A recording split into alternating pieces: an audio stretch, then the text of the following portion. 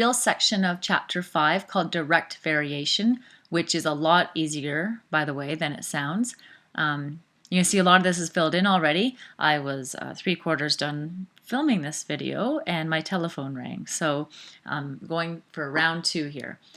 So our goal is to solve problems when one variable, which we call y, is dependent on a second variable, which we'll call x. So y and x are our two most important variables here.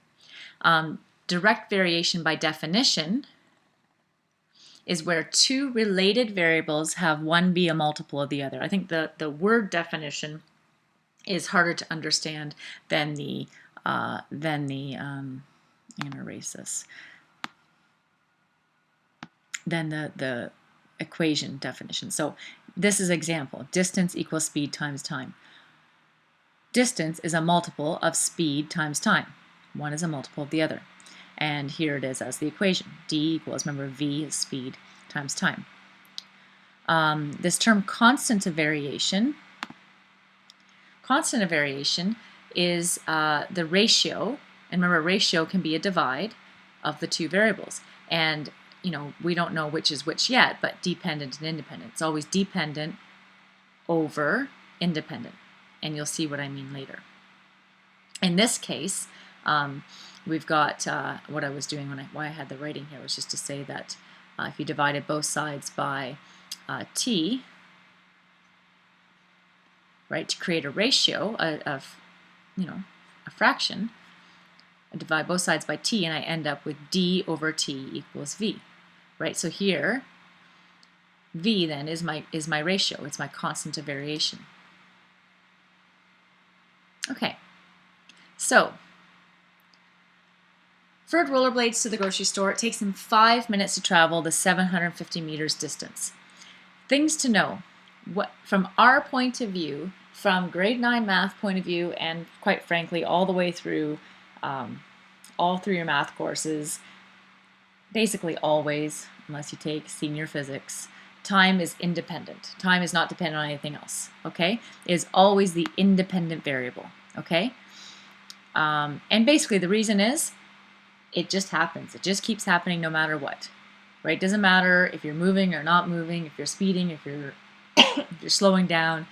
It doesn't matter if you're shopping, if you're not. It doesn't matter what you're doing. Time just keeps ticking along.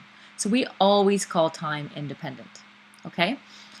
In this case, so when it says what is the independent, if time is one of the two variables, it's going to be time. Independent, time. The dependent variable then would be the other. And it makes sense because how far you travel depends on how long you traveled for. So if I traveled for 1 minute, I wouldn't have gone 750 meters, right? It'd be different. So it's the dependent because it's dependent on time. Constant variation, I'm sure you're writing down the answer right now. COV, constant variation, again, remember I told you it's dependent divided by independent. So 750 divided by 5. Because distance is 750, time is 5, okay? And that's where I came up with this constant of variation. And the constant of variation is speed. And something that I think is important to connect constant variation is a rate. It's a rate of something. And we use the term rate quite a bit in this course, okay? Okay. So here's where the phone rang. Let's just stop right there. All right, so here we have a question. I know you have it in front of you, so I'm going to go down to the answers here. We have a question of Ferd working at the grocery store, and he's earning $10 for every hour that he works. So if I was going to describe that, it says describe the relationship between his pay and hours he works. So we're describing using words. So the description is his pay increases by $10 with each hour he works. Okay? Identify dependent and independent. Again, hours, time, right? Independent. And dependent is his pay. And again, it makes sense. The amount he gets paid depends on the hours that he works. And then it asks for constant.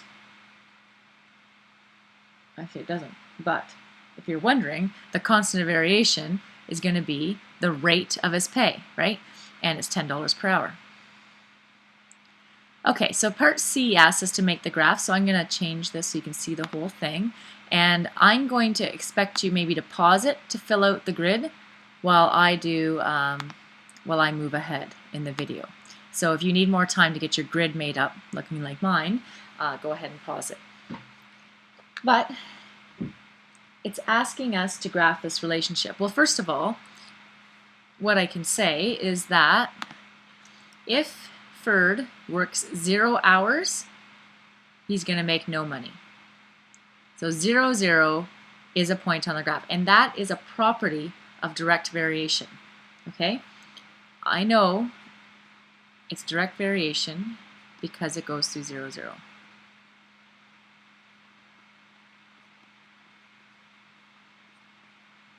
Oh my gosh, that's messy.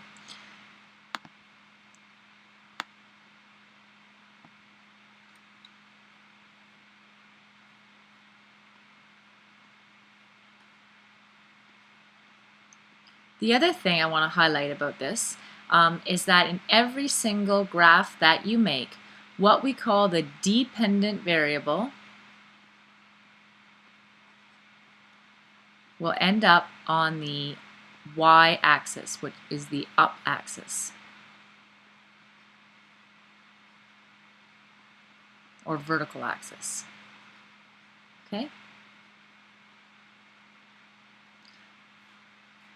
Independent variable, always on the x. So if the dependent's always the y, the independent's always the x. Okay?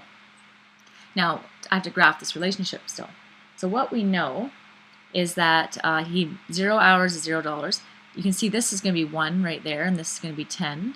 So if he works 1 hour, he's going to earn $10. If he works 2 hours, he's going to earn $20, right? So if I graph this, it's really just, you know, as far as the scale that I chose, it's just going to go straight up through there, and I'm going to cheat and use the tool here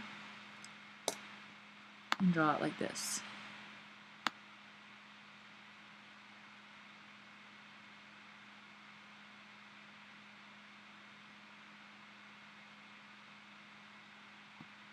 Okay? It's a straight line, and that is a property of direct variation. It's a straight line. You know, there's not curving anywhere. It's just dot, dot, point. These are all points.